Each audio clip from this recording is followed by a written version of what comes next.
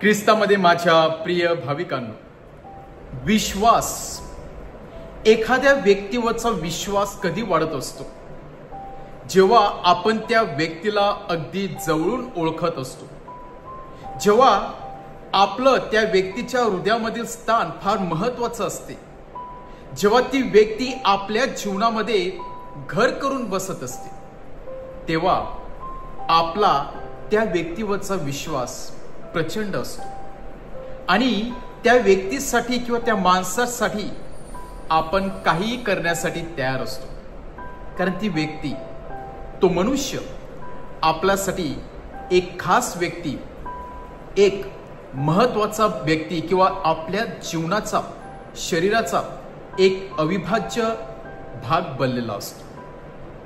आणि जी व्यक्ती दुसऱ्यावरती प्रेम करत नाही किंवा ज्या व्यक्तीच्या जीवनामध्ये इतरा व्यक्तीसाठी जागा नाही, ती व्यक्ती इतरांना इग्नोर करत असते, इतरावरती विश्वास दाखवत नसते। आजचं पहिलं वाचन आपल्या समोर 3 महापुरुषांचं उदाहरण ठेवत आहे। हे 3 महापुरुष ज्याने परमेश्वरावरती इतकं प्रेम केलं की जो राजा त्याच्यावरती जुलूम करत होता, ज्या राजाने त्यांना ताकीद दिली होती, जर तुम्ही तुमच्या देवाला सोडलं नाही आणि या मूर्तीला वंदन केलं तर मी तुम्हाला नक्कीच जीवदान देणार आहे, पण जर तुम्ही तुमच्या देवाला सोडलं नाही आणि या मूर्तीला वंदन केलं नाही तर तुम्हाला अग्नीमध्ये टाकलं जाईल, तुम्हाला जीवे मारलं जाईल। आज 2 ऑप्शन, 2 रस्ते या 3 महापुरुषाकडे होते, 3 तरुणाकडे होते। एक म्हणजे आपल्या देवाला विसरून जाणे, ज्या देवासाठी त्यांनी प्रेम केलेलं आहे किंवा ज्या देवाने त्यांच्यावरती प्रेम केलेलं आहे, त्यांच्या हृदयामध्ये ज्या देवासाठी इतकी प्रचंड जागा आहे, त्या देवाला विसरून जाणे, मूर्तीपूजा करणे आणि स्वतःचा जीव वाचवणे। अथवा आपल्या देवावरती किती प्रेम आहे हे त्यांना दाखविणे आणि मरण्यासाठी तयार असणे। हे 2 रस्ते असताना किंवा 2 मार्ग असताना हे 3 तरुण दुसरा मार्ग स्वीकारतात। ते तिन्ही तरुण आपल्या देवाला सोडण्यासाठी नकार देतात, देवावरती, परमेश्वरावरती प्रचंड विश्वास दाखवतात।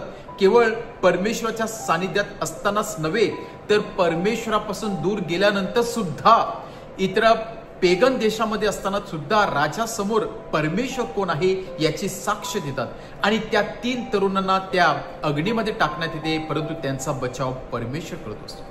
केवळ त्यांच्या प्रेमामुळे, विश्वासामुळे परमेश्वर त्यांचं संरक्षण करतो। परंतु एवढंच की खरोखरच की परमेश्वर आपल्यावरती प्रेम करणाऱ्या व्यक्तीला कधीच एकटं सोडत नसतो आणि तोच संदेश आपल्याला आजच्या शुभवर्तमानामध्ये मिळत आहे, जिथे स्वतः प्रभू येशू ख्रिस्त शास्त्री परुष लोकांना परत एकदा सांगत आहे, जर तुम्ही माझ्या शब्दामध्ये राहिलात नाही, तुम्ही माझ्या प्रेमामध्ये राहिलात नाही, जर माझा शब्द तुमच्यामध्ये, हृदयामध्ये जागा व्यापत नसेल तर तुमचा देखील मृत्यू होणार आहे।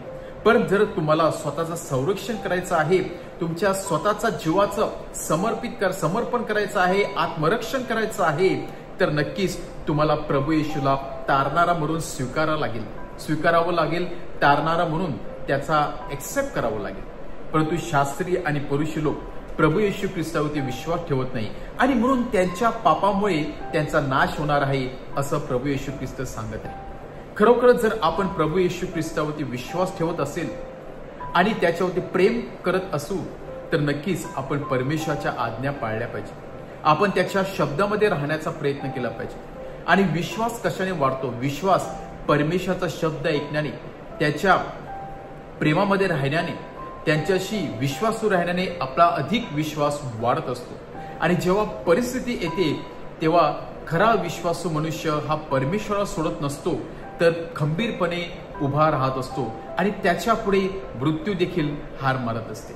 आज परत एकदा प्रभू येशूच्या वचनावरती विश्वास ठेवूया, आपल्या हृदयामध्ये परमेश्वराच्या वचनाला अग्रस्थान देऊया, त्याप्रमाणे जीवन जगण्याचा प्रयत्न करूया आणि नक्कीच परमेश्वर आपला विश्वास या 3 तरुणाप्रमाणे भक्कम करणार आहे, एका खडकाप्रमाणे स्ट्रॉंग करणार आहे।